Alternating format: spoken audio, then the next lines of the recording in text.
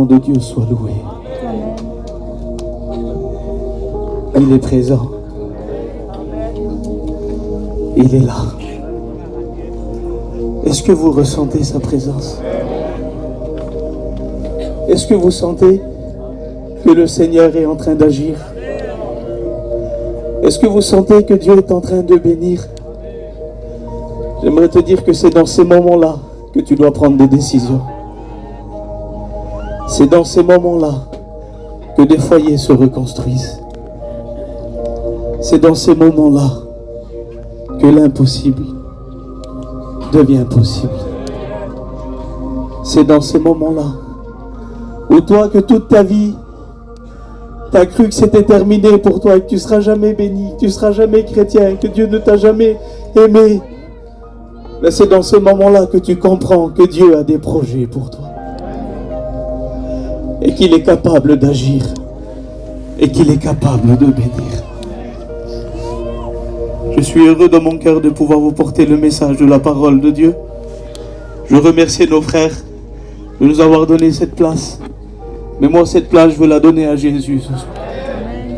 Vous savez, il y a un jeune garçon, un petit que son père l'a toujours élevé, et qui lui a dit: mon fils, dans la vie, il faut toujours que tu fasses deux choses.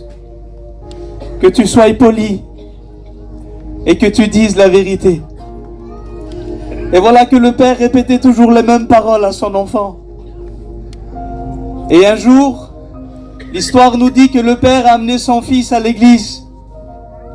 Et lorsqu'il a amené son fils à l'église, il y avait le pasteur qui prêchait comme moi ce soir. Et derrière le pasteur, il y avait une grande photo. Une photo de Jésus. Et là, comme le pasteur était en train de prêcher, en plein message, le petit, il lève la main. Et il dit: pasteur. Et le pasteur, il dit: qu'est-ce qu'il y a, mon fils? Il dit: vous pouvez pas vous pousser un petit peu? Alors tout le monde est choqué. Alors le pasteur, il se pousse. Et il dit: pourquoi tu veux que je me pousse? Et le père, il dit: mon fils, fallait pas que tu fasses ça, c'est pas bien. Et là, le petit regarde le pasteur. Et il dit: pasteur, vous m'empêchez de voir Jésus. Et là, le pasteur, il s'est poussé. Et le père, il dit à son fils: mon petit, t'aurais pas dû faire ça. Et le fils, il regarde son père et il dit: mon père, tu m'as toujours appris à faire deux choses dans la vie. À être poli et à dire la vérité. Il dit: j'ai été poli, j'ai levé la main. Et j'ai dit la vérité. Je veux voir Jésus. Qui est-ce que tu es venu voir toi ce soir? Moi, je suis venu voir Jésus. Je suis venu le voir à lui. Vous voulez qu'on ferme nos yeux un instant? Je voudrais vous chanter un cantique. Et pendant ce cantique, je sais qu'on est béni. Mais je voudrais que tu prépares ton cœur à la bénédiction. Que tu prépares ton cœur à écouter la parole de Dieu. Que ton nom soit béni, Seigneur. David, tu pries le Seigneur. Pour la gloire à Dieu de Dieu, nous venir ta présence, Seigneur. Nous voulons te dire merci, Maître. Oui, Ces Seigneur, moments merci. préparés par le ciel. Pour ces moments qui nous font du bien, Seigneur. Ces moments où nous venons devant toi. Pour venir, Seigneur, fortifier nos vies. Oui, Parce Seigneur. qu'on a besoin de toi. On a Alléluia, besoin de ta alléluia, présence. alléluia. On a besoin de ton esprit. Gloire à besoin, Dieu. Seigneur, ce soir. Celui qui est venu chercher un monde, Gloire Dieu. à Dieu. Que le ciel s'ouvre sur nous, Seigneur. Amen, alléluia. Et à toi la gloire, Père. Merci Seigneur, merci Jésus. Alléluia. C'est sur ta parole que nous voulons avancer, Seigneur. C'est sur ta parole que nous voulons voir les miracles. Que ton nom soit béni, Seigneur.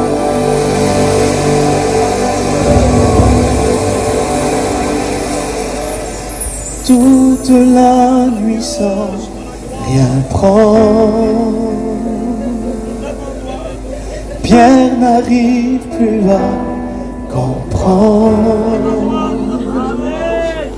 Aucun poisson dans son filet. Le jour est prêt à se lever. Pierre a échoué. Mais Jésus s'approcha de lui demandant de croire en lui. Dans son obéissance, Pierre lui a fait confiance. Est-ce qu'on veut faire confiance à Dieu? On lève nos mains ensemble. Sur ta parole, je jetterai le filet. Sur ta parole, je suis prêt à recommencer.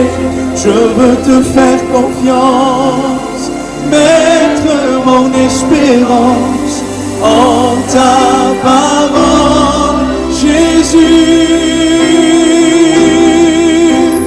Sur ta parole, je jetterai le filet. Sur ta parole, je suis prêt à recommencer. Je veux te faire confiance, mettre mon espérance en ta parole, Jésus. Sur ta parole, Jésus.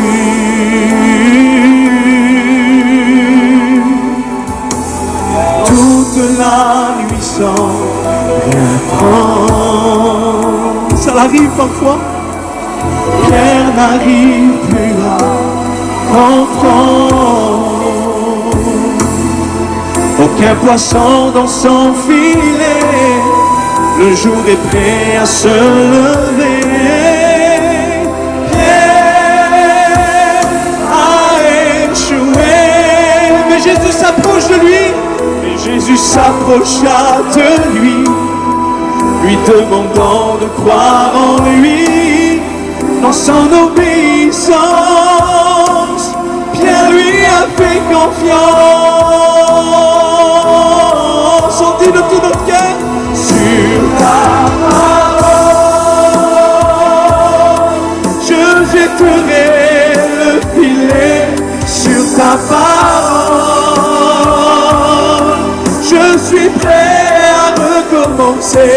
Je veux te faire confiance, mettre mon espérance en ta parole, Jésus.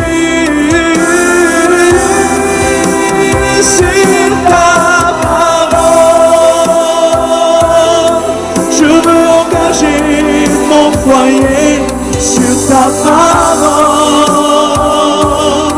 je suis prêt à recommencer. Je veux te faire confiance, mettre mon espérance en ta parole, Jésus.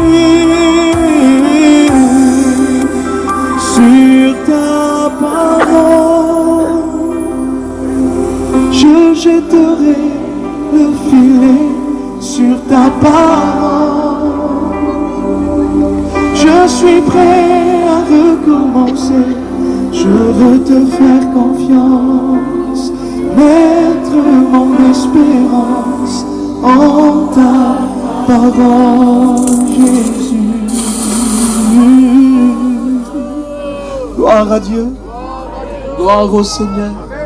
Sur la parole de Dieu, nous remportons les victoires. Amen. Alors il y a quelques jours que je sais que je dois porter la parole de Dieu. Et dans mon cœur, je me suis mis à part comme tous les serviteurs de Dieu. Je voudrais vous partager un mot qui frappe fort dans mon cœur depuis quelques jours. Je ne sais pas comment tu es venu à la convention. Peut-être que tu es venu avec des blessures. Peut-être que tu es venu avec une fatigue. Peut-être que tu es venu avec des injustices, avec des problèmes, avec des difficultés. Mais j'aimerais te dire quelque chose ce soir. Il est temps d'aller retrouver ta place en Dieu. Il est temps d'aller retrouver ce que tu as perdu. Il est temps d'aller retrouver ta place. Peut-être que l'ennemi t'a déplacé. Peut-être que l'ennemi t'a fait bouger. Peut-être que les circonstances de la vie t'ont fait trembler. Et aujourd'hui, tu t'es retrouvé loin de la présence de Dieu, loin de Dieu. Mais ce soir, nous avons une bonne nouvelle. Nous allons retrouver notre place en Dieu. Alléluia. Je voudrais vous lire un passage de la parole de Dieu qui concerne justement ce cantique que nous avons chanté. Comme Jésus se trouvait auprès du lac de Génézareth de Galilée et que la foule se pressait autour de lui pour entendre la parole de Dieu, il vit au bord du lac 2 barques, d'où les pêcheurs étaient descendus pour laver leurs filets. Il monta dans l'une de ces barques qui était à Simon, et de la barque, il enseignait la foule. On peut dire Amen. Je voudrais vous parler de la barque ce soir. Mais avant de vous porter le message, je voudrais Amen au Kevin qui puisse prier pour moi.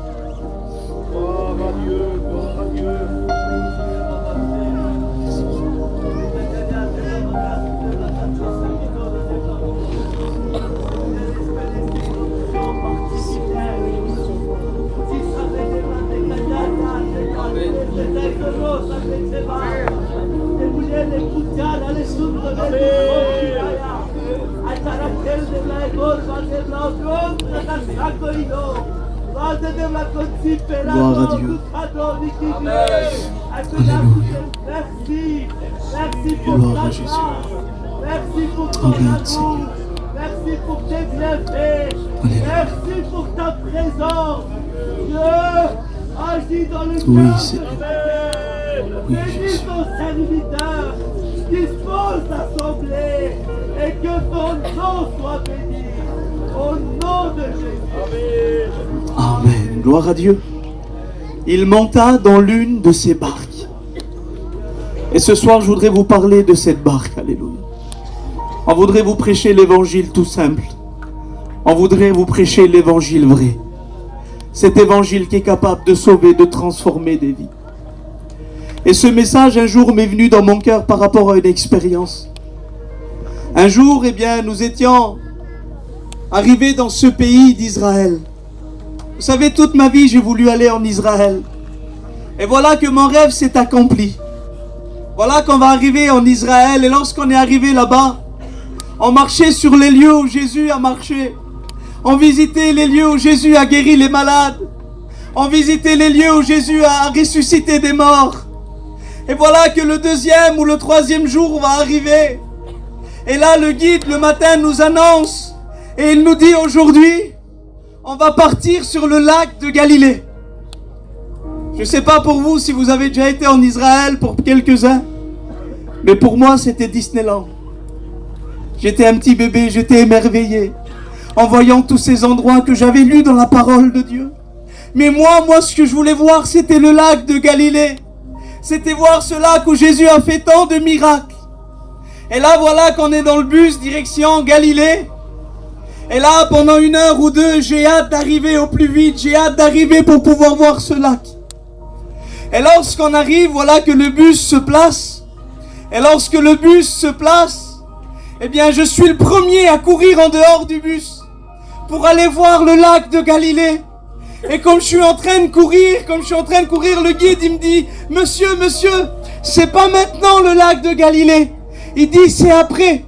Avant d'aller sur le lac, il y a une étape obligatoire. Il faut que je vous fasse visiter un petit musée. Et lorsque vous rentrerez dans le musée, je vais vous expliquer des choses. Alors imaginez-vous, moi je voulais pas y aller dans le musée. Moi je voulais voir le lac de Galilée. Mais que voulez-vous? Il fallait obéir au guide. Alors voilà qu'on rentre dans le petit musée. Et lorsqu'on rentre dans le petit musée, il n'y avait rien d'extraordinaire. Il n'y avait rien de spécial. Mais lorsqu'on est rentré à l'intérieur, il y a quelque chose qui nous a frappé à tous. Il y avait une pièce maîtresse en plein milieu du musée. Et c'était une barque. C'était une barque du temps de Jésus qu'ils avaient retrouvée sur le lac de Galilée qui était au fond.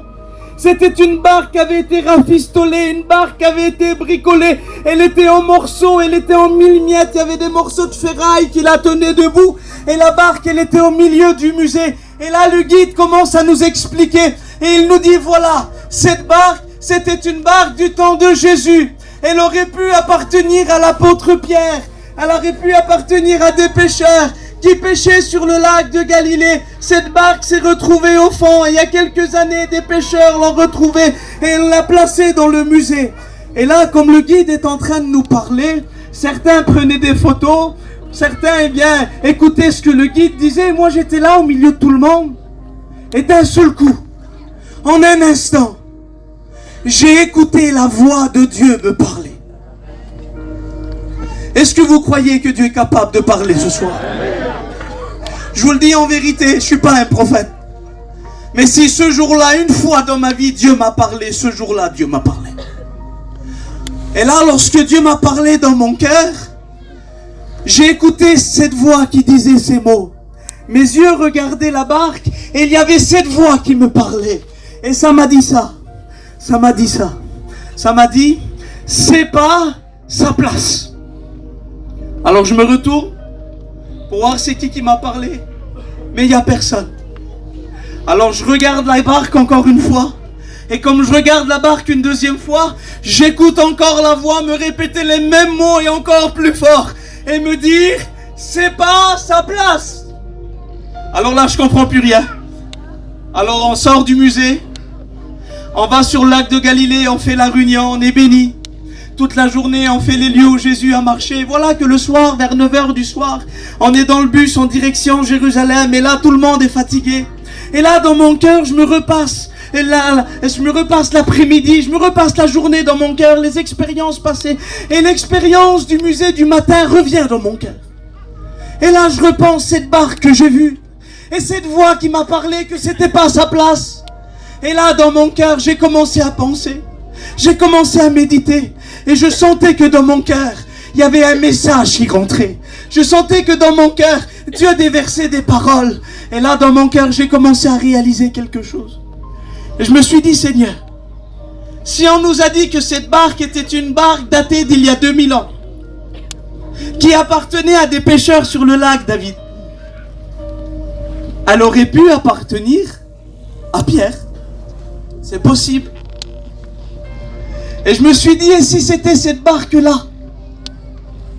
Alors ça serait dans cette barque qu'un jour Pierre a pêché toute la nuit dans l'évangile de Luc, chapitre 5, et qu'il n'a rien pris.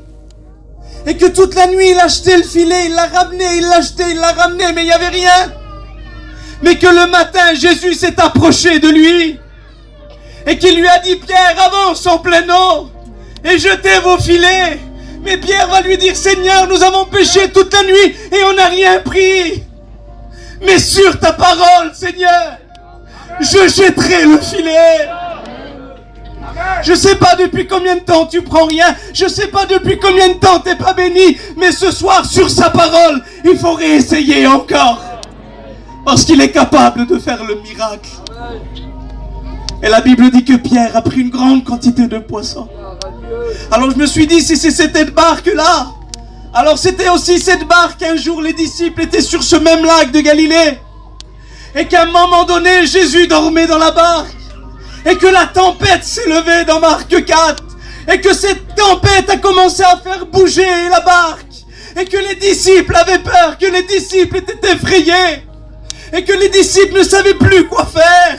Mais la Bible dit qu'ils ont été se tourner vers le roi des rois, vers le Seigneur des seigneurs, vers Jésus. Et lui ont dit, Seigneur, réveille-toi, parce que nous périssons. Et la Bible dit que Jésus, lorsqu'il s'est élevé, il a menacé le vent et la mer.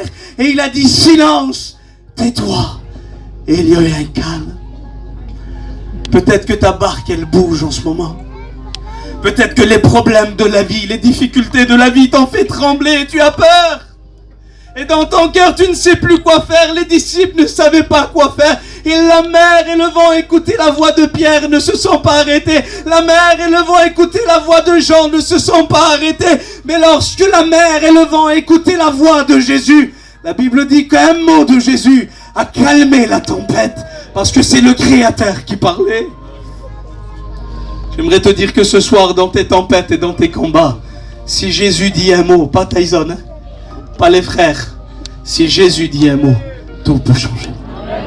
Alors je me suis dit, si c'est cette barque-là, Seigneur, ça aurait été aussi cette barque où Pierre a marché sur l'eau, où la Bible dit que Jésus marchait sur l'eau de loin et Pierre lui a dit « Seigneur, si c'est toi, ordonne que j'aille sur l'eau ». Et la Bible dit que Jésus lui a dit « Viens Pierre ». C'était quelque chose d'impossible de marcher sur l'eau. Mais lorsque Jésus donne un ordre, eh bien on est capable de vivre l'impossible si lui il l'a dit. La Bible dit que Pierre va marcher sur l'eau. Alors Seigneur, quelle chose incroyable. Si cette barque pourrait témoigner, combien de choses pourrait-elle nous dire?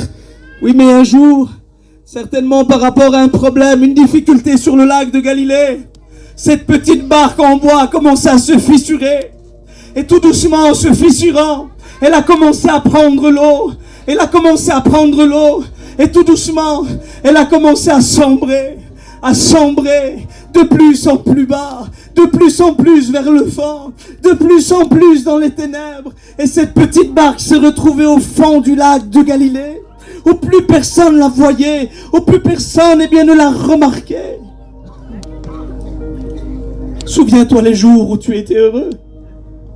Souviens-toi les jours où tu vivais des expériences avec Dieu. Souviens-toi les jours, alléluia, où tu voyais la main de Dieu, tu te réveillais le matin et tu entendais Dieu te parler. Souviens-toi des jours où dans ton foyer tu étais béni, ces jours où tu vivais des expériences merveilleuses, ces jours où tu étais rempli de Dieu, ce jour où tu étais zélé, ce jour, alléluia, où tu vivais la présence de Dieu.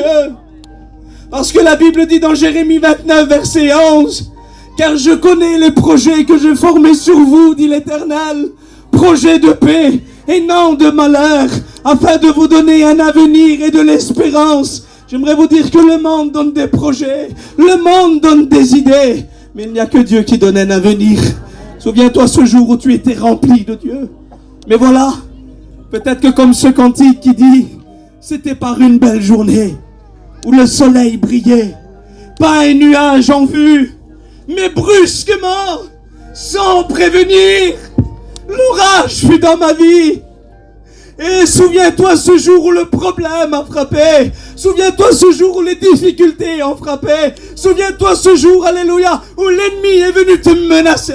Souviens-toi ce jour où on t'a dit quelque chose qui t'a blessé. Souviens-toi ce jour où on a parlé sur tes enfants. On a parlé sur ta famille, sur ton foyer. Souviens-toi ce jour où dans ton ministère tu as commencé à recevoir des attaques qui t'ont fait mal. Souviens-toi ce jour où tu as passé par des problèmes, où la maladie a frappé, où la séparation a frappé. Parce que vous savez, lorsque les problèmes arrivent, ils ne regardent pas si on est un Rome, un Manouche, un Sinti, un Espagnol, un Catalan, ou qui que vous voulez être. Lorsque les problèmes arrivent, ils arrivent. Et malheureusement, lorsqu'ils sont là, ils sont là. Et je rends gloire à Dieu. Parce que nous, dans les problèmes et dans les difficultés, nous avons vers qui crier. Souviens-toi ces jours où ton cœur a commencé à être brisé à l'intérieur. Où tu as commencé à ressentir que dans ton cœur ça se brisait. Où tu as commencé à ressentir que dans ton cœur, alléluia, quelque chose qui s'est passé. Souviens-toi de ce jour où ta petite barque, ton petit foyer a commencé à prendre l'eau. Et tu as commencé tout doucement à sombrer de plus en plus vers le bas. De plus en plus vers le fond. De plus en plus dans l'angoisse. De plus en plus dans la dépression, de plus en plus, alléluia, dans les mauvaises pensées, de plus en plus dans l'amertume, de plus en plus dans la dépression, de plus en plus dans la haine, de plus en plus, alléluia, et dans l'amertume que le monde t'a mis, et tout doucement, tout doucement, tout doucement, tu t'es retrouvé au fond du lac de Galilée. Tu t'es retrouvé dans les ténèbres le plus profond. Tu t'es retrouvé là où plus personne ne pouvait rien faire pour toi.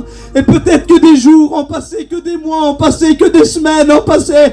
Et les pasteurs n'ont rien pu faire, les chrétiens n'ont rien pu faire. Mais j'aimerais te dire quelque chose que ce soir, il y a plus qu'un pasteur, il y a plus qu'un chrétien. Il y a Jésus-Christ de Nazareth qui est capable d'intervenir là où plus personne ne peut intervenir. Et cette petite barque s'est retrouvée au fond du lac. Et l'eau a commencé à la détruire, l'eau a commencé à la ranger.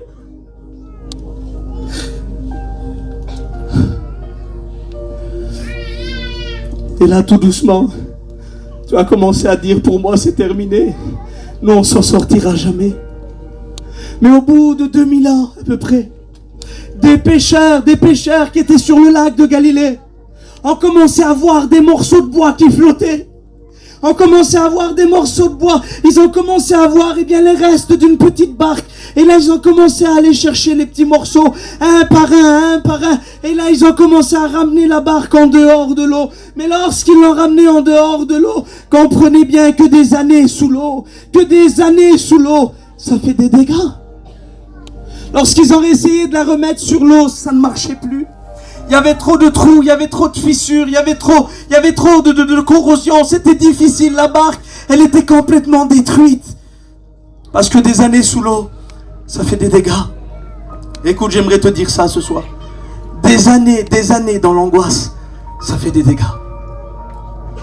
Des années dans la haine, de dire je pardonnerai plus, j'oublierai plus ce qu'ils m'ont fait, ça fait des dégâts. Des années à pleurer, des années à souffrir, ça fait des dégâts.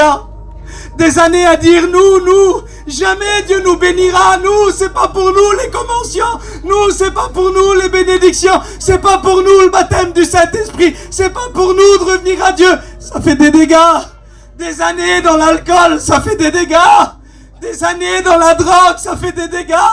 Des années dans les médicaments, ça fait des dégâts. Et là, tout doucement, ils ont essayé de la remettre sur l'eau, mais ils n'y arrivaient plus.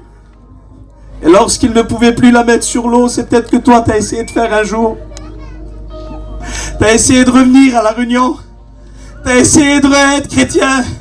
Tu as essayé de reprendre les choses en main. Tu t'as dit, on va y arriver. On va faire quelque chose. On va s'en sortir de notre propre force. On va faire avec un petit peu d'argent, avec un petit peu de moyens. On va essayer d'y arriver. Mais lorsque tu as essayé de revenir sur l'eau de la parole, sur l'eau de l'évangile, eh bien tu as réalisé qu'il y avait trop de dégâts.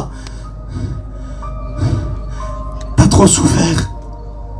T'as trop passé. T'as trop vécu. Et toi ce soir tu peux me dire, Tyson, tu sais pas ce que j'ai vécu. Tu sais pas ce que j'ai passé. Tu sais pas ce qu'on m'a fait. Il y a trop de dégâts, il y a trop de souffrances, il y a trop de problèmes. Mais j'aimerais te dire, ça sera jamais trop pour Dieu. Jamais trop pour Dieu. Alors vous savez ce qu'ils ont fait? Lorsqu'ils ont essayé, David, de la remettre sur l'eau mais que ça ne marchait pas, ils ont eu une idée. Ils ont créé un musée. Un petit musée. Et là ils ont pris la barque, ils l'ont rafistolée et ils l'ont mis à l'intérieur du musée.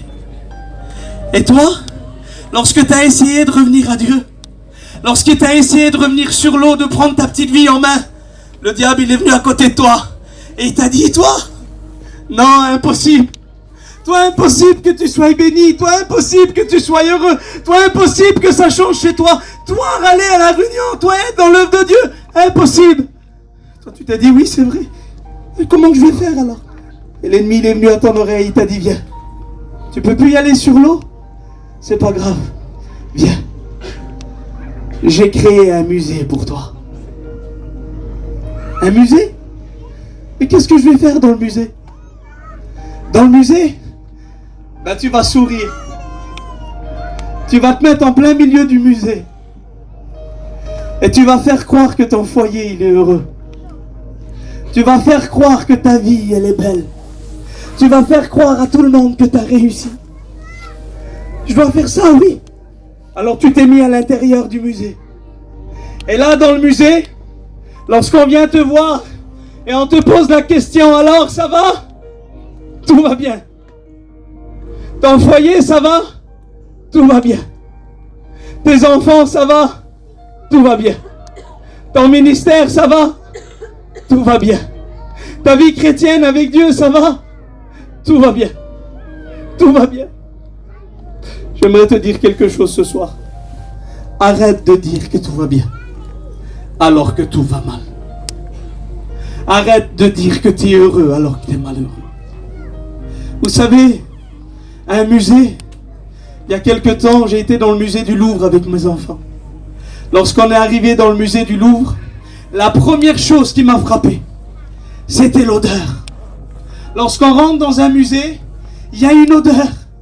C'est l'odeur du vieux. L'odeur du vieux bois. L'odeur des vieux bibelots. L'odeur des vieux livres. L'odeur des vieux tableaux. Eh bien, lorsqu'on s'approche de toi, quelle est l'odeur que tu dégages? Peut-être que tu dégages une odeur d'angoisse, de dépression, d'amertume, de solitude, de peur. Lorsque je suis rentré dans le musée, lorsqu'on rentre dans un musée, il y a quelque chose qui m'a frappé à moi. C'est les dates. Le tableau là, 2000 ans avant Jésus-Christ, 3000 ans avant Jésus-Christ, la statue 1500 ans avant Jésus-Christ. Toujours le passé, mais jamais le présent. Et c'est ce que toi tu vis. Parce que lorsqu'on est dans un musée, lorsque le monde nous renferme dans un musée, vous savez quel est notre langage? Moi en 2002. T'aurais vu moi en 2002.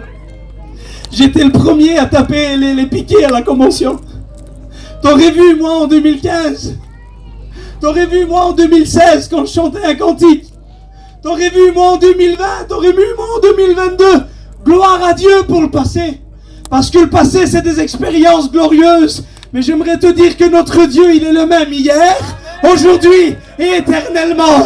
Si le passé a été glorieux, l'avenir peut être encore plus glorieux avec Dieu.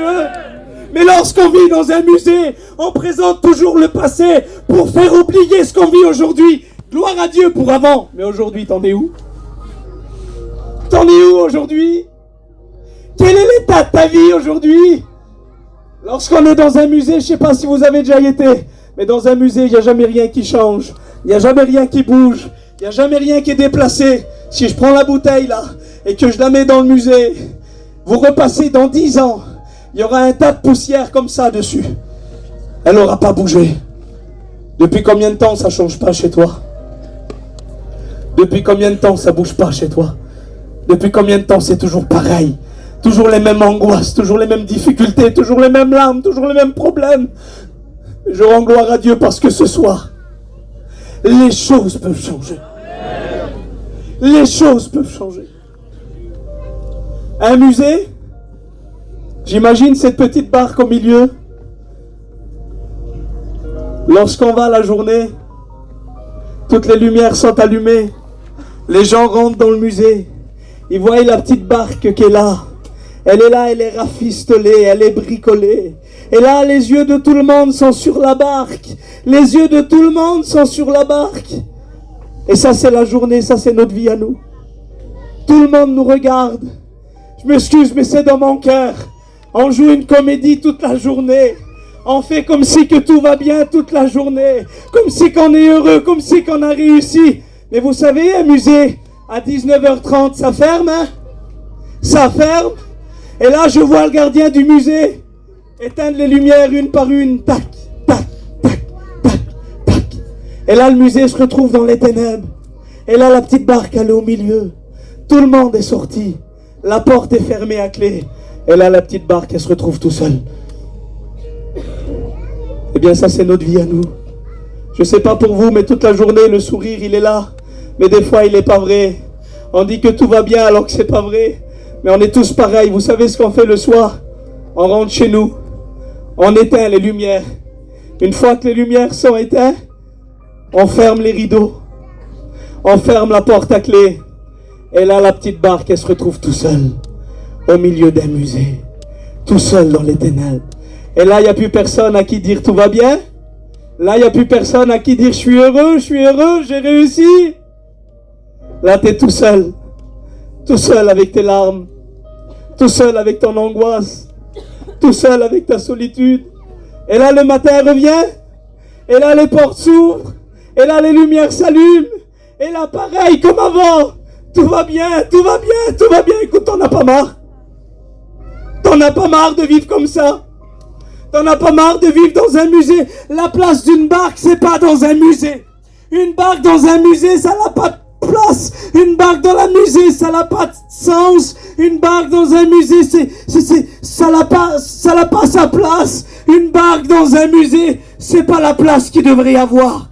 Dans un musée, la barque, elle prend de la poussière. Dans un musée, la barque, elle est là, elle est rafistolée, elle est bricolée. C'est pas sa place. Et là, j'ai compris dans mon cœur que la barque, c'était pas sa place dans le musée. Mais une barque, sa place, c'est pas dans un musée. Sa place, c'est d'être sur l'eau. J'aimerais te dire quelque chose. Ta place, c'est pas d'être dans le musée de l'angoisse. Ta place, c'est pas d'être dans le musée de la dépression. Ta place, c'est pas d'être dans le musée de l'apparence. Ce soir, c'est dans mon cœur, c'est Dieu qui me l'a dit dans mon cœur, avant de venir faire la réunion. Dieu m'a dit, il faut que je sorte des barques qui sont dans des musées, et il faut que je les ramène sur le lac de Galilée. Ta place, c'est pas d'être dans la souffrance, ta place, c'est pas d'être dans l'apparence, ta place, c'est d'être sur le lac de Galilée, c'est de vivre la vie de Dieu, c'est de vivre les miracles. Non, ta place, c'est pas d'être dans la poussière, ta place, c'est d'être un appelé au ministère, ta place, c'est d'avoir un foyer béni, ta place, c'est d'être un chrétien, une chrétienne, un homme de Dieu, une femme de Dieu. Le musée, c'est pas pour toi, le musée, c'est pas pour moi, pour nous, Dieu a plus qu'un musée, il a le lac de Galilée à nous donner, et ce soir, ce que nous avons besoin, c'est de retourner sur le lac de Galilée. De retourner sur le lac de Galilée, de pouvoir vivre le miracle, de pouvoir vivre la bénédiction, de partir en mission, d'être rempli de Dieu, d'être baptisé du Saint-Esprit, d'être appelé au ministère. C'est ça que Dieu veut pour nous. Ta place, c'est pas d'être dans le monde. Ta place, c'est d'être à la chorale ici. Ta place, c'est pas de te battre, mon frère. Ta place, c'est d'être réconcilié avec Dieu. Ta place, c'est pas d'avoir des chaînes sur tes mains. Ta place, c'est d'être libre avec Dieu. Ça, c'est la place que Dieu t'a donnée. D'être sur le lac de Galilée. Qui voudrait venir sur le lac avec moi? Je voudrais que tu lèves ta main. Est-ce que tu voudrais retourner sur le lac de Galilée?